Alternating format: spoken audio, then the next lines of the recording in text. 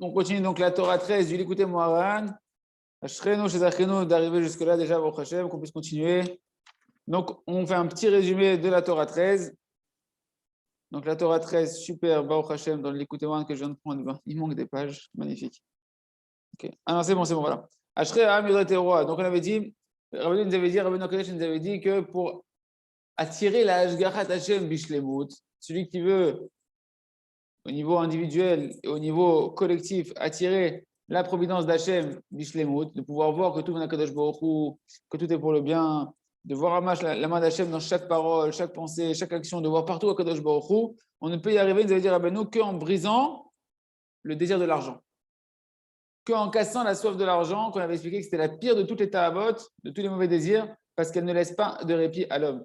L'homme, il ne se rend jamais compte, en réalité, quelqu'un qui a soif d'argent ne se rend jamais compte qu'il est dans un mauvais chemin. Parce que même quand il est en train de vouloir réfléchir à vouloir aller dans le bien, il se dit, oui, d'accord, mais faire de l'argent, ça va me servir à faire plus de chesed. D'accord? Donc la personne qui est déjà dans le bon côté de l'argent, qui fait du chesed avec son argent, eh ben, la personne elle peut avoir un yetzara de continuer à vouloir travailler énormément pour se dire, je vais faire encore plus de chesed, faire encore plus de soutien. Et du coup, la personne elle peut être en train de dormir, manger, tout le temps être en train de penser à l'argent et faire de la avodah zara de l'argent sans s'en rendre compte. Et même dans le bien, elle peut être empêchée de pouvoir se donner l'étude de la Torah à la tfila comme elle devrait parce qu'elle est piégée dans le désir de l'argent et ça empêche de voir la Hashgachat Hashem, la providence divine Bishlemut. Et donc, comment on va casser cette tava de l'argent? Il devait dire Rabbi Nachman, Rabbi Kadosh, en faisant la tzedaka. La personne va donner la tzedaka, ça va lui donner la possibilité de pouvoir se sortir de ce cercle infernal de la Tahavat Mammon. C'est vrai que dans le Zohar Kadosh, on avait vu qu'il y a un vent qui descend d'en haut pour pouvoir aller refroidir la chaleur du cœur. La chaleur du cœur, c'est le feu du désir de vouloir toujours plus de l'argent. Le vent d'en haut qui descend, c'est le vent de la générosité quand on fait la tzedaka qui va venir et qui va refroidir ce mauvais feu qui est à l'intérieur, le feu étranger de la avodah zara, de l'argent. Ken. On a dit quand ce vent il descend, eh ben, il va refroidir le cœur et il va donner une simcha de la dimension des mélodies des Lévi'im qu'il y avait au Beth Amikdash. Donc on a dit que le vent, c'est la tzedaka, d'accord? Et c'est le souffle de la générosité qui vient refroidir toute l'ardeur de l'argent, qui est du désir de l'argent qu'il y a dans le cœur. Et grâce à ça, il avait ramené un verset à pour expliquer que justement par le fait que ce vent-là, il va venir, il va casser la soif de l'argent, le fait de vouloir toujours plus d'argent, et ça va nous permettre d'avoir comme ça de plus en plus d'attacher la dimension d'être sa mère bechelko, d'être heureux de sa part. On a dit qu'en fait, ça ramène une joie dans le cœur parce que la soif de l'argent, elle amène de la tristesse. Hein, c'est marqué que à la sueur de ton front, tu gagneras ton pain. Et c'est marqué que tu le mangeras dans la tristesse. Dans la tristesse, tu mangeras ton pain. C'est la malédiction la réparation qu'il a eue Adam Arishon après sa faute. D'accord? Donc, il y a une tristesse qui est liée au travail. Et il y a une simcha qui vient de sortir de ce poison de l'hérésie du travail. Et ben, quand on est sa mère Bechelko, quand on est heureux de sa part, on n'est plus en train de courir pour aller chercher de l'argent. On sait que l'argent, il l'amène lui-même. Et on peut être Bessimcha de ce qu'on a et avancer. Et ça amène une grande joie dans le cœur qui peut amener jusqu'à chanter, à louer Akadosh Baruch Hu, la même dimension des Lévi'im. On avait dit aussi que les Lévi'im, Rabbi Nachman avait dit que l'instrument de musique, je ne sais pas si vous vous rappelez dans cette Torah-là, quand on monte la main, on descend la main, quand on fait de la musique sur un instrument, c'est la même dimension que Massa ou Matan, de lever et de donner, de prendre une marchandise et de donner une autre en échange, ou prendre de l'argent et donner une marchandise en échange. Le fait de faire du commerce s'appelle Massa ou Matan. Rabbi Nachman a dit que Massa ou Matan, c'est la dimension des Lévi'im. Les Lévi'im, que leur travail, c'était que de chanter Akadosh Baruch Hu, parce que peut-être on peut dire comme ça, c'est Hachem que le travail d'un juif, c'est de chanter Hachem. Le vrai travail d'un juif, c'est de tout ce qu'il va faire dans l'étude de la Torah, être que dans le Kodesh, dans la Gdusha, mais pour arriver à chanter Hachem et à faire le travail des Lévi'im, c'est-à-dire de pouvoir réveiller les cœurs de nos frères et les cœurs de l'humanité entière à pouvoir s'attacher à Kadosh Baruch Hu, c'était le travail des Lévi'im. Ok? Voilà, je pense qu'on est arrivé à peu près là. Donc maintenant, on va reprendre les mots. Merci Hachem. Kianegina, Zé, Amasa ou Matan. Donc on avait dit que justement, le fait de faire des mélodies, eh ben, c'est le Massa ou Matan, c'est la dimension de pouvoir, c'est la même dimension que le commerce. Comment je katouf, c'est où Zimra ou Tnutov. Donc, Rabbi nous amène un verset dans Tehilim, élever des cantilations, ou Tnutov, et donner des coups de tambourin. D'accord? Des coups de tambourin. Donc, c'est quelque chose qui représente la musique, un peu comme les Lévi'im. Et on voit dans ce verset-là qu'il y a Séou, c'est lever, et Tnu, c'est donner, comme Massa ou Matan. La même dimension que le commerce. D'accord? Behedva, dans la joie, c'est Samea Bechelko, chez Samea Bechelko qu'il est heureux de sa part. Il a fait. Voilà où on s'est arrêté. Ça, c'est la dimension des ketoret, des encens qui avaient une bonne odeur qu'on mettait dans le Beth Amikdash, dans le Kodesh, pour pouvoir donner du nachat roach à Kadosh Baruch Hu, donner du plaisir à Kadosh Baruch Hu, pouvoir annuler les rigueurs qui planaient sur l'âme Israël, arrêter même les épidémies qu'il y avait sur l'âme Israël, qu'on avait vu dans le désert. D'accord? Et en fait, le mot ketoret, ici qui veut dire les encens, eh ben, en araméen, c'est un langage de kesher. Kesher, c'est un lien. Hein? Et c'est le même mot en araméen ketoret qui veut dire les encens, ça veut dire en fait aussi un lien. Chez Mekacher, Heimum Alev Imarua. Que les ketoret, qui ici en fait, on parle en fait de la dimension d'être sa mère Berelko, eh ben, ça va pouvoir en réalité attacher le feu étranger qu'il y a dans le cœur, donc c'est-à-dire le désir de l'argent, avec le souffle de la générosité de la tzedaka. Quand quelqu'un va faire une tzedaka maintenant, eh ben, en réalité, cette tzedaka-là va créer un souffle positif, d'accord, un souffle de kedusha qui va venir et qui va éteindre le feu étranger qui est à l'intérieur de nous. Et ça, c'est la dimension de la ketoret dans le sens de kesher, d'un lien, d'accord, d'un lien qui va venir unir en fait ce souffle positif pour calmer ce feu étranger de désir de l'argent qui est à l'intérieur de nous. Et ça, il nous ramène c'est Segulat Ruach HaKetoret. C'est ça, c'est un des secrets de la Ségoula qu'il y avait dans le Ruach HaKetoret. D'ailleurs, c'est pour ça qu'on dit que la Ketoret, on avait vu dans la Halachot que c'est une Ségoula pour la Parnassa, de faire la Ketoret. Mais on se rend compte ici pourquoi? Parce qu'en réalité, la Ketoret, elle est en train de calmer l'hérésie qui est à l'intérieur de toi. La Ketoret, c'est le remède qu'a donné l'ange de la mort à Moshe Rabbeinu quand il est monté sur le Har Sinaï. Il a pris une des choses qu'il a pris là-haut, c'est le remède de la Ketoret pour pouvoir se débarrasser de l'ange de la mort et des épidémies, etc. Et toutes ces épidémies, elles viennent parce qu'il y a une colère divine. Cette colère divine, elle vient à cause de quoi? À cause de l'idolâtrie. Alors, l'idolâtrie qu'on est en train de voir ici, c'est l'idolâtrie de l'argent.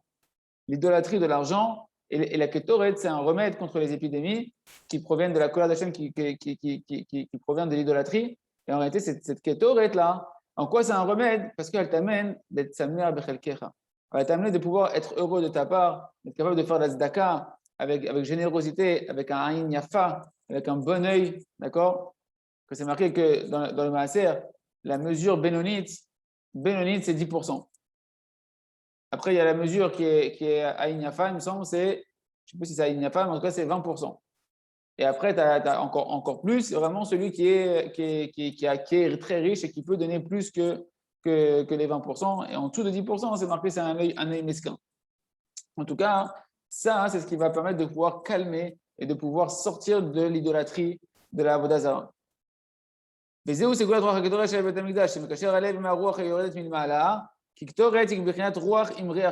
la ketoret, c'était un vent comme ça, une espèce de fumée qui sortait, donc un vent avec une bonne odeur.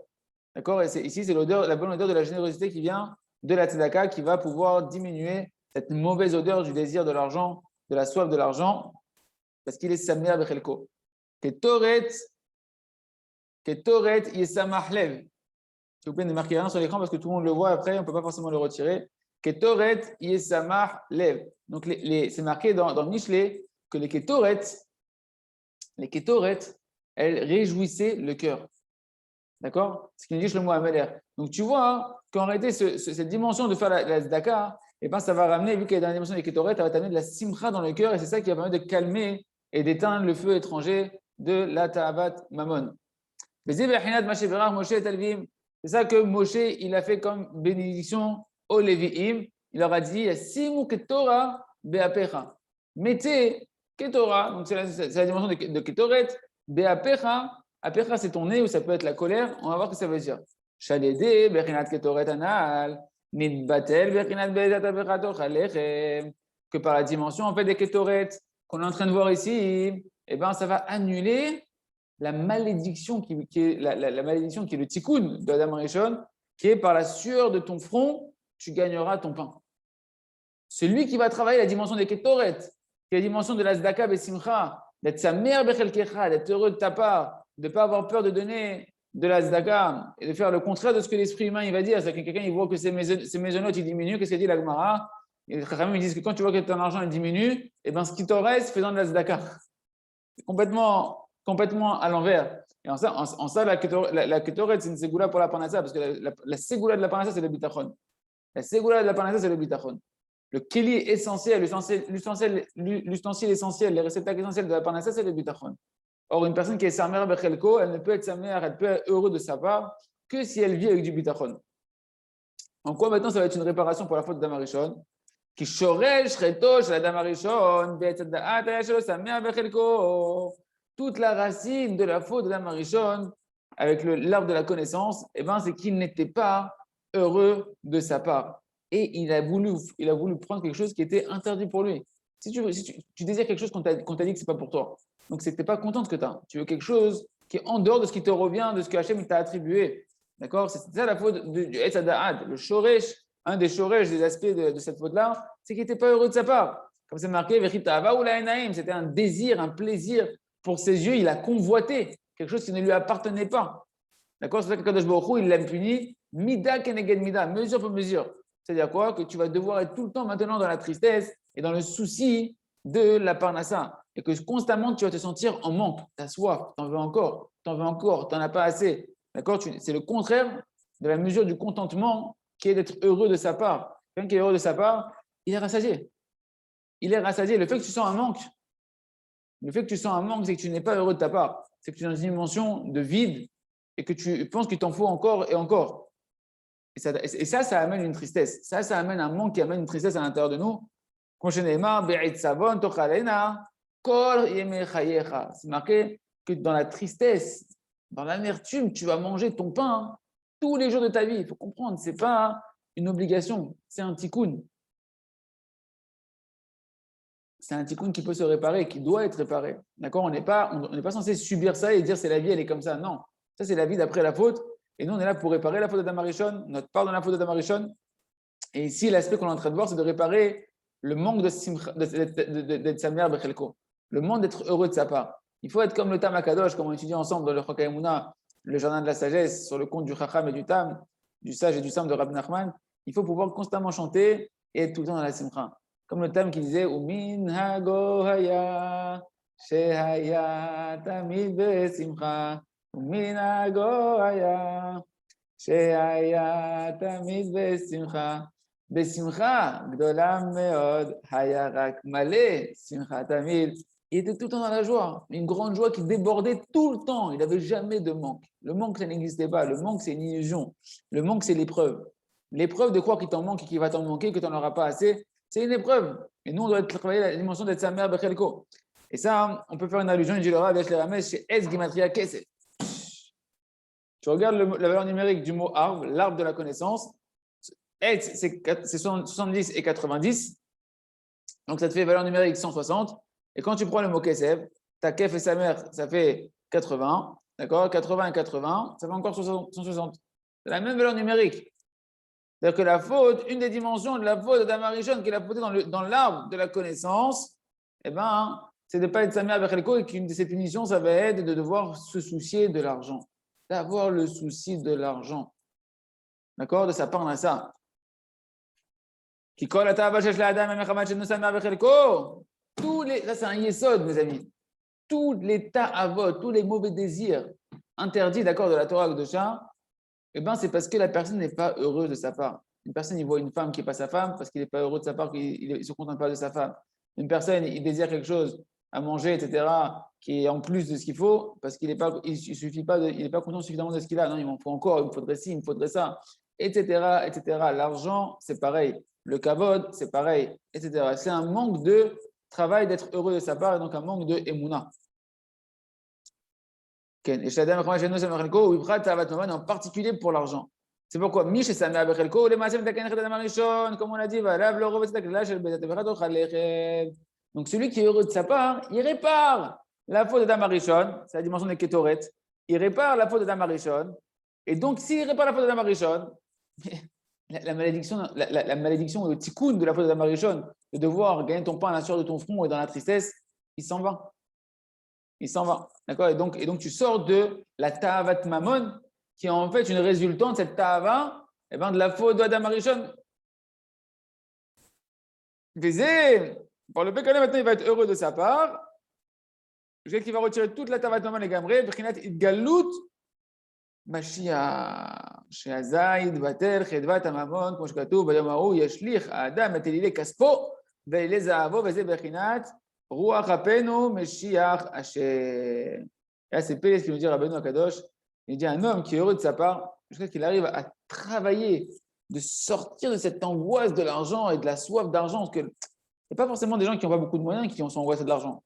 Des fois, les plus grands angoissés de l'argent, c'est les milliardaires. Ils ont peur que ça va disparaître, qu'on va leur enlever, que ça va plus marcher, qu'il va avoir moins, et qu'il va mal investir. Et voilà. J'ai vu des gens, j'ai connu des gens, au Hachem, les gens, tu te dis, Miskin, il vit dans la tourmente. Le bonhomme, il roule en Ferrari, mais il vit dans la tourmente. Il a une Ferrari, une Porsche, un truc, une machin, une moto, je sais pas quoi. Et tu vois le bonhomme, il est tourmenté.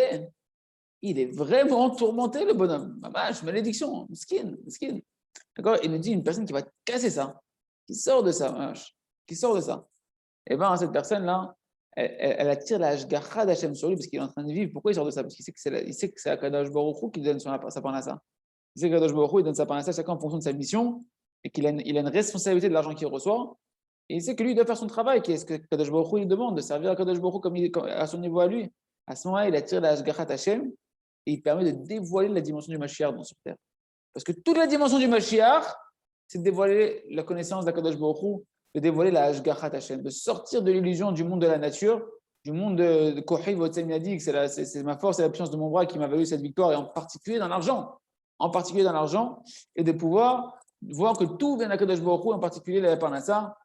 À ce moment-là, quand il y aura Mashiach, le désir de l'argent, il va s'annuler. Comme c'est marqué que ce jour-là, comme c'est marqué dans Yeshaya Perek Bet, ce jour-là, quand Mashiach viendra, eh ben les gens ils vont jeter les idolâtries de leur argent. L'idolâtrie de leur argent, leurs idoles de l'argent, leur idole de l'or, c'est des idoles qui pshuto, c'est marqué, c'est de l'idole. C'est une idole, l'argent c'est de l'idole, on idole l'argent, on donne de la force à l'argent, on honore des gens qui ont de l'argent, on croit qu'ils ont de la force. Une personne avec son argent, elle croit qu'elle a de la force, de faire ce qu'elle veut parce qu'elle a de l'argent, elle croit qu'elle a du pouvoir. C'est une illusion qu'Hachem a créée. Ça, tu dis, mais ici c'est la vérité, regarde, il a de l'argent, il fait ci, il fait ça. C'est une illusion. C'est une Hashgachat Hashem, qu'Hachem il passe par là pour donner le libre arbitre de croire que l'argent a de la force ou non. C'est Akadosh Baruch Hu qui gère le monde et qu'à travers ce jeu de l'argent, il donne une illusion qu'il y a une force qui passe dans le monde. Meshiach, et ça, c'est la dimension du souffle, des narines du Mashiach Tzidkenu. D'accord? On va expliquer tout ça. Mashiach, c'est lui qui va réparer toute la dimension du Ruach Apenu. On a dit que la dimension que la Tzedaka, c'est une forme de vent. On a dit c'est une forme de Ruach qui vient réparer la Ta'avat Mamon. D'accord? Donc, c'est la dimension de Ruach Apenu. Que dans Apenu, il y a le même mot qui veut dire le nez que Bezeat Apecha, par la sueur de ton front. Apecha ici, c'est le nez. D'accord? C'est le même, en tout cas, la même racine. Et bien, pour dire que ce souffle du Mashiach, il va venir réparer cette malédiction qu'on doit Bezeat Apecha, et ben, que tu vas gagner ton pain à la sueur de ton front, et ben, ça va se réparer par la venue du Mashiach. Parce qu'il va nous sortir de cette malédiction, de cette illusion de croire que c'est une fatalité, on n'a pas le choix. Pour vivre, il faut peiner. On voit Rabbeinu, en fait, il prend toujours cette phrase de Chazal, une phrase qui dit que tant qu'il y a de la Vodazara dans le monde, il y a de la colère divine dans le monde. Et à chaque fois, Rabbeinu, il met une autre ta'ava derrière cette Avodazara. D'accord? Et une ici des dimensions de la Avodazara à l'idolâtrie, c'est l'argent. Tant qu'il y a l'idolâtrie de l'argent dans le monde, la colère divine, elle est dans le monde. Et donc, ma chère ne veut pas se dévoiler. Et donc, il y a des souffrances dans le monde. Et donc, on ne voit pas la main d'Hachem dans le monde. On ne voit pas que tu es pour le bien dans le monde. D'accord?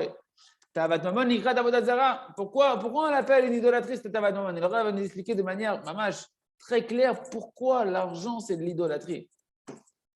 Parce qu'on croit que celui qui a de l'argent, il a de la force, de faire ce qu'il veut dans le monde, que Dieu nous en préserve, comme si il peut sortir de la domination de la Kadosh Baruch Hu, et que maintenant, avec son argent, il peut faire ce qu'il veut, même contre le Ratzon Hashem. Tu vois des milliardaires qui ne sont pas religieux, tu as l'impression qu'ils font ce qu'ils veulent dans le monde, ils règnent dans le monde avec leur argent, contre la Kadosh Baruch Hu, ils font ce qu'ils veulent. Et qu'est-ce qui se passe? Du coup, cette personne-là, lui-même, il se prosterne à son argent. Dans le compte du maître de la prière, on voit que ceux qui ont choisi le groupe de l'humanité qui a choisi l'argent comme but de vie, eh ben, plus une personne avait de l'argent, plus il lui donnait le titre d'une divinité. Ça devenait des dieux. Il donne cet exemple-là, il dit que en fonction de combien d'argent il avait, eh ben, cette personne-là, pour ce groupe de personnes-là, c'était un dieu. Mais c'est plutôt pareil aujourd'hui. Tu vénères qui? Tu vénères les gens qui ont de l'argent. Tu espères devenir comme eux, tu veux te rapprocher d'eux, et tu les vénères, et tu leur donnes des honneurs, et attention comment on parle d'eux, etc. Et ils brillent dans tes yeux. Kilou, les machous. Quand tu vas le voir, tu espères qu'il va te donner, qu'il y ait des trucs que tu vas pouvoir obtenir. Fait. Et donc, qu'est-ce qui se passe? Donc, on se retrouve à se prosterner devant l'argent, et on est en train de faire des flatteries, et on est en train de supplier des gens qui ont de l'argent pour qu'ils nous donnent de l'argent, etc. C'est pourquoi on appelle ça une idolâtrie. C'est vrai qu'il faut faire très attention à les démarches au niveau de l'argent, quand on approche des personnes qui ont de l'argent, etc., de ne pas, chas v'shalom, donner de la réalité à la personne qui est en face de toi. C'est-à-dire quoi? C'est-à-dire que toi, tu es devant un Kadosh Baruch Hu. Tu veux devant un Kadosh Baruch Hu. Moi, j'ai vu le Rav parler à des millionnaires. Mais le Rav, c'est-à-dire qu'il parlait à Hachem. Il n'avait rien à faire de la personne. C'est-à-dire qu'il parlait à Kadosh Baruch Hu. Est-ce que Kadosh Baruch Hu va passer par lui comme un top? Si Kadosh Baruch Hu va passer par lui, je vais pas. Et le Rav, il parle comme si il parle à Kadosh Baruch Hu, il parle avec la personne. Mais plutôt, il ne donne pas de la force à la personne qui est en face de lui. Si lui, il veut être méritant, il a de l'argent, il veut être méritant, et bien Kadosh Baruch Hu, il le choisit, et ça passe par lui. Et celui qui est mal, mais il n'insiste pas, c'est soit ça passe par lui, et c'est par là que son canal Kadosh Baruch Hu va passer, ou soit non, ça passera par quelqu'un d'autre, celui qui aura le mérite de prendre ce mérite-là. C'est bon. C'est un nisayon. C'est un nisayon parce que tu as l'impression devant toi que tu as une personne qui a du pouvoir, qui peut influencer sur toi. Et attention, si c'est pas lui, tu vas mourir. Ah putain, c'est un Kadosh Baruch Hu qui te donne à manger.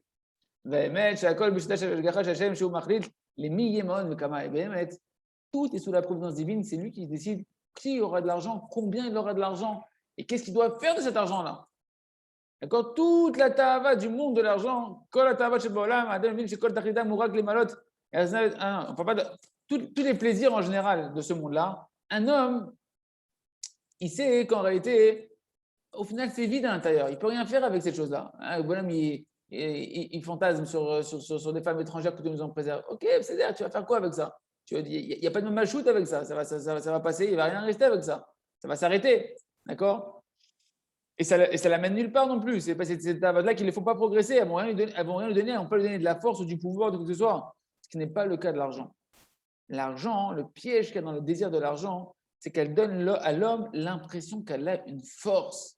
L'impression qu'elle devient une force comme une divinité, elle peut faire des choses, elle a du pouvoir d'agir dans le monde. Et que l'argent, c'est lui son délivreur. J'ai un problème, j'ai de l'oseille, c'est pas grave, je vais résoudre le problème avec de l'argent. C'est une question d'argent, elle vient. Donne-moi, combien ouais, tu crois que dans la vie, tu gères tes problèmes avec l'argent? C'est la mâche, c'est une épreuve terrible. C'est une épreuve terrible.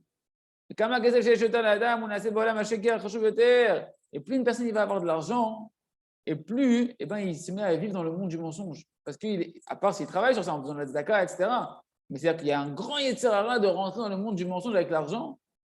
Tu as l'impression que tu es rentré dans un monde où tu es puissant. Et, puis et les gens, ils veulent devenir de plus en plus riches pour être de plus en plus puissants. Se sentir illimité, Kilo. Ce qu'on voit avec les dirigeants du monde qui veulent toujours plus, les grandes puissances, les grandes machins, et les guerres et les trucs, ils veulent dominer. Comme c'est marqué, les gens ils disent Balamea ou Baladea. Celui qui a les sangs dans les mains, qui a l'oseille dans les mains, c'est lui qui décide. D'accord? La parole est à celui qui a l'argent dans les mains. D'accord? Et c'est pour ça qu'une personne, et c'est ça tout le piège, la personne elle va s'enterrer vivant à travailler toute sa vie pour encore de l'argent, pour encore une illusion d'en avoir plus, et faire encore. Et même si c'est pour faire du chesed, une personne elle peut passer à côté de sa mission véritable, sous le maquillage de je dois faire du chesed, donc je dois faire de l'argent, et donc j'ai pas le temps de faire autre chose. Vezé, sheker. Et chacun doit faire sa idbo des doutes, et il doit crier à Kadosh Baruch Hu qu'il l'éclaire dans sa mission, chacun avec ses kelim, chacun avec combien Kadosh Baruch Hu doit octroyer d'argent, chacun avec son épreuve de l'argent. Un, c'est pour qu'il doit donner, l'autre, c'est qu'il cherche où recevoir, et chacun il a à son niveau massa ou matan. Le massa ou matan, c'est donner et donner, prendre et donner. Même le pauvre, il doit donner du maaser. Même le pauvre, il doit donner de la tzedaka. Il n'est pas quitte de donner de la tzedaka. Il se doit donner de la tzedaka. Au contraire, s'il veut sortir de sa petitesse, qu'il donne de la tzedaka. Mida keneged mida, tu es capable d'être Rahman alors que maman, je t'ai pas. et où tu vas à l'encontre de la logique, Hachem va aller aussi à l'encontre de la logique. On ne devait pas te donner. On voit que tu es Rahman, on va te donner à toi aussi. Et plus une personne va être généreuse, qu'elle va ouvrir son cœur et qu'elle va dépasser l'attribut de justice, de la logique humaine, le Kadosh Baruch Hu aussi, il va merachem, Kadosh Baruch Hu, il est merachem avec ceux qui sont Rahmanim. Ok, on continue. Donc, fi habitul chez l'avodah zarazot. Donc, ça, c'est le souffle du Mashiach qui va amener la providence divine et qui va annuler le désir de l'argent. Et en fonction de combien on va annuler cette avodah zara, cette idolâtrie de l'argent, ken il batel acharonaf. De la même manière, va s'annuler la colère divine, le prinat, ruach apenu Mashiach Hashem, la dimension du souffle du Mashiach, d'accord, qui va calmer la colère de Kadosh Baruch Hu, parce que ruach apenu, c'est aussi ça vient du Charon Af, de la colère divine, d'accord. Donc le roi du Mashiach, qui va être un vent de générosité par rapport au fait que justement on sort de cette illusion de la Tavat Mammon, ça va calmer le Charon Af de la Kadosh Baruch Hu, la colère de la Kadosh Baruch Hu, et ramener la Hashgachat Hashem dans le monde, le Da'at, que tout vient de la Kadosh Baruch Hu. Melit Masher, Hesed Ba'olam. Et donc ça va attirer donc chacun sur nous et dans le monde entier un flux de bonté qui est le contraire de la colère divine. La colère divine qui vient de l'idolâtrie de l'argent, entre autres du désir de l'argent, d'accord. Tout ce qui est un manque de émouna, en réalité, toutes les ta'avot, etc., c'est un manque de émouna. Et à chaque fois, c'est une forme d'idolâtrie. Là, on est en train de voir le paroxysme qui est la ta'ava de l'argent, où là-bas, c'est très, très violent. Mais dès qu'il y a un manque de émouna, et donc il y a une idolâtrie, une sorte d'idolâtrie, ça amène de la colère divine qui va ramener une rigueur divine, qui va se traduire par une constriction en bas, par des manques à l'intérieur de notre vie, par des souffrances à l'intérieur de notre vie. Quand toi, tu vas annuler cette colère divine par le fait que justement, tu commences maintenant à sortir de cette idolâtrie et de l'argent, et que tu rentres dans le chesed, dans la simcha, d'être des simcha de ce que tu as, de donner, etc. À ce moment-là, tu vas attirer le contraire de la rigueur qui est de la bonté. Donc, ça veut dire que dans ta vie, ça va commencer à s'ouvrir. Tu vas commencer à te sentir de mieux en mieux à tous les niveaux matériels, spirituels, intérieurs, familial, etc. Aval Kashen, Gaïd Mashiach, c'est ce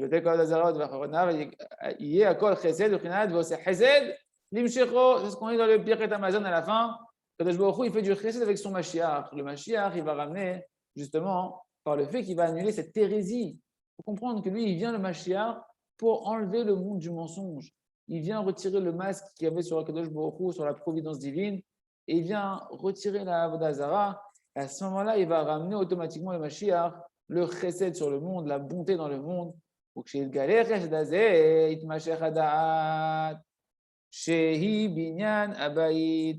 Et donc, lorsque va se dévoiler ce chesed-là au temps du Mashiach, ça va attirer le da'at, la conscience d'Akadosh Baruch Hu, que du plus petit au plus grand, tout le monde connaîtra Akadosh Baruch Hu, qu'il n'y a rien dans le bien Akadosh Baruch Hu, qu'Hachem il est rak, tov u'meti, il est que bon, il fait que le bien, que tout est pour le bien, que ça a toujours été pour le bien, qu'Hachem est que miséricorde. Et ça, c'est ça la construction du Beit HaMikdash. Le Mashiach, il doit amener le da'at. Nous, on dit quoi? On dit Mashiach, il doit venir, il doit construire le Beit HaMikdash. On n'a pas compris c'est quoi le Beit HaMikdash. Le Beit HaMikdash, c'est le da'at. Le Beit HaMikdash, c'est la conscience d'Hachem. C'est la conscience de la providence divine. Toute la construction du Beit HaMikdash, c'est de savoir que chaque Kadosh Baruch Hu, il y a chaque Hachem, Hachem Urak-Tov, Udar Itanu. Hachem, il est à la maison dans ce monde-là. Et Hachem est dans ma maison, il y vit. Dans mon cœur, il vit. Dans ma tête, il vit. Avec ma femme, avec mes enfants. Partout, c'est Kadosh Baruch Hu. Partout, c'est la maison d'Akadosh Baruch Hu. C'est ça le Beit HaMikdash. D'être Mekadesh, de sanctifier chaque endroit en disant que là-bas, c'est la maison d'Hachem. Là-bas, Hachem, il vitalise cette chose-là. Il n'y a pas une chose, l'Etata pas nominé. Il n'y a pas une chose où Hachem, il n'est pas. Chaque chose, c'est la maison d'Hachem. Kaviachol. Chaque chose, c'est la maison d'Hachem. Ta pensée, c'est la maison d'Hachem. Ta parole, c'est la maison d'Hachem.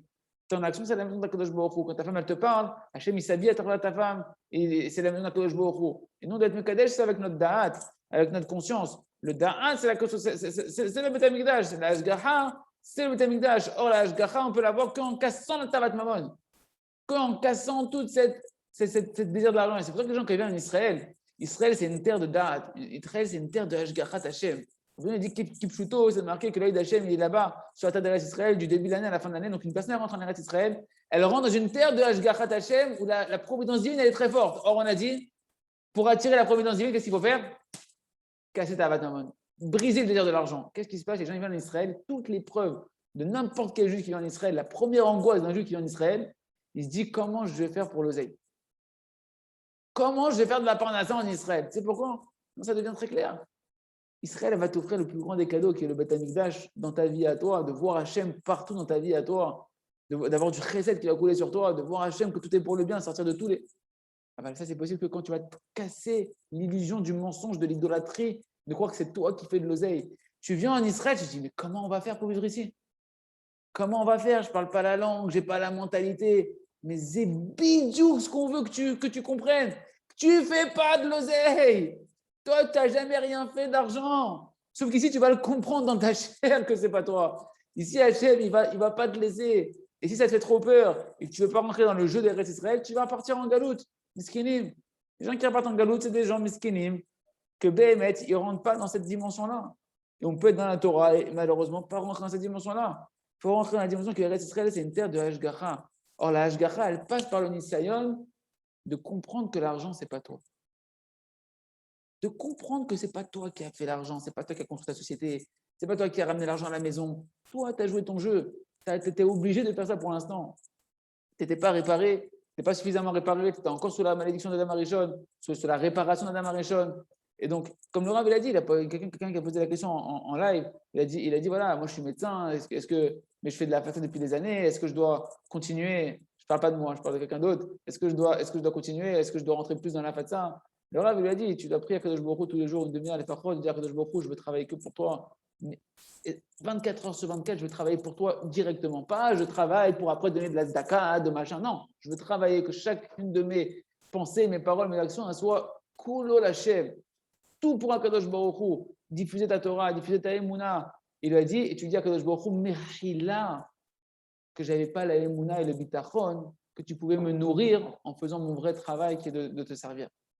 Mechila, Akadosh Baruch Hu, pour mon manque de Emouna et de bitachon, ten li Emouna, ten li bitachon. Abotai, on n'est pas fait pour le travail. Il faut arrêter, on n'est pas fait pour ça. Et celui qui a un grand cerveau, c'est qu'il est fait pour des grandes choses pour Hachem. Imagine le bonhomme, il a un cerveau, il a un QI de Einstein. Et il s'en sert pour faire tourner un business de malade. Et après, il en fait du chesed. Bah, imagine maintenant, si Hachem il pouvait te donner la même société. Elle est en place, ton truc. Non, elle est en bas, elle est en place. Ça tourne tout seul. Et ton cerveau, tu le mets à cause pour Hachem. Et tu fais une société pour Hachem. Une société que ton cerveau, il va travailler, chaque neurone, il va se connecter pour faire quoi? Comment je vais faire connaître Hachem? Tu as un cerveau. Tu es un cerveau. Tu sais faire des choses extraordinaires. Ce n'est pas tout le monde qui sait faire des choses extraordinaires. Ce n'est pas tout le monde qui est capable de pouvoir faire des choses à grande échelle. Des fois, les gens, leur mission, c'est faire des petites. Ils ont une petite dimension de malchoute à l'intérieur d'eux. On va à Rosh Hashanah chez Rabbeinu, c'est ce que c'est le Rosh Hashanah des Melachim, le Rosh Hashanah des rois. Il dit Rabbeinu, c'est quoi le Rosh Hashanah des rois? On donne à chacun sa royauté. Combien il va influencer, combien Hachem il va te donner la possibilité, le chidouche que Hachem est en train de me donner, c'est que combien Kadosh Baruch Hu va te donner la possibilité, des moyens de dévoiler sa royauté.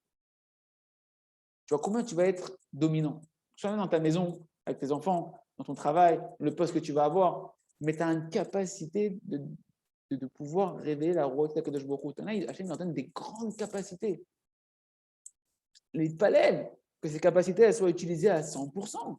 Plus une personne elle est riche, plus l'épreuve elle est grande. C'est marqué que l'épreuve de la richesse elle est plus grande que l'épreuve de la pauvreté. De l'opachut. Quel et donc, c'est ce que va faire le Mashiach, Hanu Bet Hamikdash.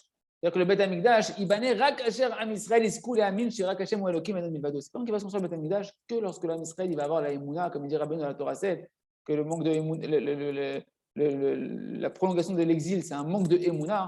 D'accord? Donc c'est seulement lorsque l'Am Israël a mérité une Emouna, qu'il n'y a que Akadosh Baruch Hu, qu'il n'y a rien hormis lui, que chacun il va jeter son argent. C'est ce qu'on est en train de vivre avec la corona, avec la crise économique, le machin. Les gens ils se sont retrouvés. Comment on fait? On ne travaille plus, on va tous mourir. On va tous mourir. C'est vrai, les gens, tout le monde se regardait, genre, les gens ils disaient, mais le monde il va s'éteindre, et on va disparaître, on ne peut plus travailler, on ne peut plus de trucs, il n'y a plus de commerce, il n'y a plus de machin. Hachem, il est en train d'amener sa Hashgacha dans le monde. Il veut qu'il nous force de voir que le monde il peut tourner sans ton sechel d'Avodazara, sans ton idolâtrie que le monde il t'a vendu pendant des années, des centaines d'années. Et Abinu Shtavatamon et Kfira, de comprendre que le désir de l'argent, c'est de l'hérésie. Puis, comme c'est marqué là-bas, Vani, Berov Chazdecha, Avo Avo Vetecha, Eshtahave, Elecha Koshecha, Beiratecha. Je vais venir dans la nuit de ta bonté, je vais venir dans ta maison et je vais me prosterner devant toi, Hachem. Pas devant l'oseille, devant Akadosh Baruch Hu, d'avoir conscience, je me prosterne devant le chesed d'Hachem. Eze chesed Hachem. qui peut nous nourrir 40 ans dans le désert avec de la manne. Eh, c'est chesed HaKadosh Baruch Hu. Berov chasdecha, avo vetecha, je viens dans ta maison. C'est-à-dire que plus on va prendre conscience du chesed d'Hachem, de la miséricorde d'Hachem, que chaque seconde, en fait, HaKadosh Baruch Hu est là pour nous dévoiler sa bonté, sa miséricorde, qui veut nous donner, qui ne veut pas qu'on soit là comme des schnorreurs, comme des enfants de servantes en train de peiner. Le bonhomme, il peut être en train d'avoir beaucoup d'oseille. Il est comme un servant en train de travailler du matin au soir. En train de travailler du matin au soir. D'accord? Non. Shem Rov Chasdecha, ta bonté elle est infinie, Kadosh Baruch Hu, et je viens dans ta maison. Je veux te servir dans ta maison. Kiberov Chasdecha, Hachem, il ne lui manque pas de te donner d'être dans sa maison et de pouvoir le servir dans sa maison. Lorsqu'on sera dans une situation comme ça où le Rov Chesed Hachem il va se dévoiler, c'est-à-dire que va se dévoiler le Chesed infini d'Akadosh Baruch Hu. Et donc on va voir la providence, c'est la vraie providence d'Hachem, qu'Hachem il est Rag Tov Umetiv. Donc ça va attirer le Da'at, la conscience d'Akadosh Baruch Hu. À ce moment-là, Avo Betecha, la maison elle va pouvoir se construire. Le Beth Amikdash va pouvoir se construire, on va pouvoir rentrer dans le Beth Amikdash. Quand on pleure sur le Beth Amikdash, on ne nous apprend pas c'est quoi pleurer sur le Beth Amikdash. On nous dit qu'il faut faire Tikkun Chatzot, on nous dit qu'il faut faire Ben Hametzarim. Des années j'ai fait 17 Tammuz et le 9 Av. Ok, Miskin, j'étais triste. C'est pire que je ne sais même pas si je faisais une halakha ou si je faisais une avera, parce que d'être triste, c'est assourd. Je ne sais même pas sur quoi le Beth Amikdash est détruit. Le Beth Amikdash est détruit, c'est qu'il n'y a pas de conscience d'Hachem. On ne vit pas la Emouna. Les gens, ils ne savent pas qu'on peut parler à Kadosh Baruch Hu, qu'Hachem veut te donner.